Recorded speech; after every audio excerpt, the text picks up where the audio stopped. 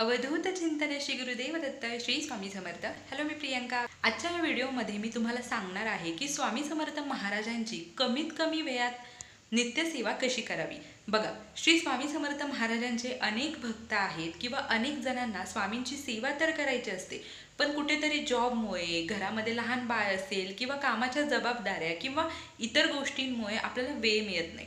पण स्वामींची सेवा तर आपली करण्याची खूप इच्छा असते. अशा वेळी आपण स्वामींची नित्यसेवा कशी करावी, तर आजच्या या व्हिडिओमध्ये कमीत कमी वेळामध्ये म्हणजे अगदी 5 ते 10 मिनिटांमध्ये तुम्ही स्वामींची नित्यसेवा कशी करू शकता हे आज आपण जाणून घेणार आहोत. त्यापूर्वी तुम्ही चॅनलवरती नवीन असाल तर चॅनलला जरूर सबस्क्राईब करा आणि कमेंटमध्ये श्री स्वामी समर्थ लिहायला विसरू नका.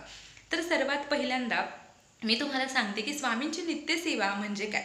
तर नित्यसेवा म्हणजे अशी सेवा की ज्याच्यामध्ये कसल्याही प्रकारचा खंड पडू दिला जात नाही, जी नियमितपणे सेवा केली जाते, त्याला स्वामींची नित्यसेवा असं म्हटलं जातं.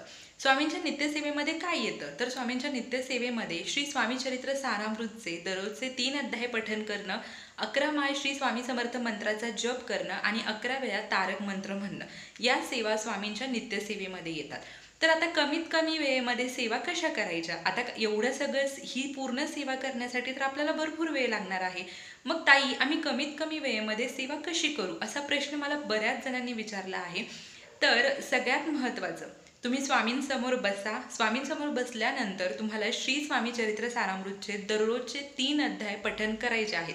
त्याच्यामध्ये तुम्हाला कसल्याही प्रकारचा ऑप्शन नाही आहे. दुसरी गोष्ट म्हणजे जे 11 माळी श्री स्वामी समर्थ या षडाक्षरी मंत्राचा तुम्ही जप करता, त्यामध्ये तुम्ही 1 माळ श्री स्वामी समर्थ मंत्राचा जप करायचा आहे, तेही अगदी मनापासून आणि श्रद्धेने. आणि जो तारक मंत्र तुम्हाला 11 वेळा म्हणायचा आहे, तिथे तुम्ही 1 वेळा तारक मंत्र म्हणा.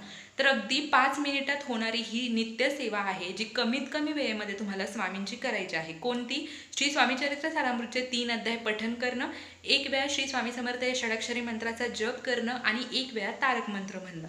पण ही सेवा करताना मनामध्ये श्रद्धा, विश्वास आणि संयम ठेवा.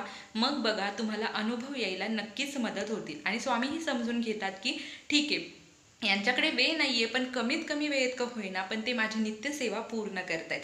तर तुम्ही सुद्धा कमीत कमी वेळेमध्ये नित्यसेवा अशा पद्धतीने करू शकता आणि स्वामींचा अनुभव घेऊ शकता.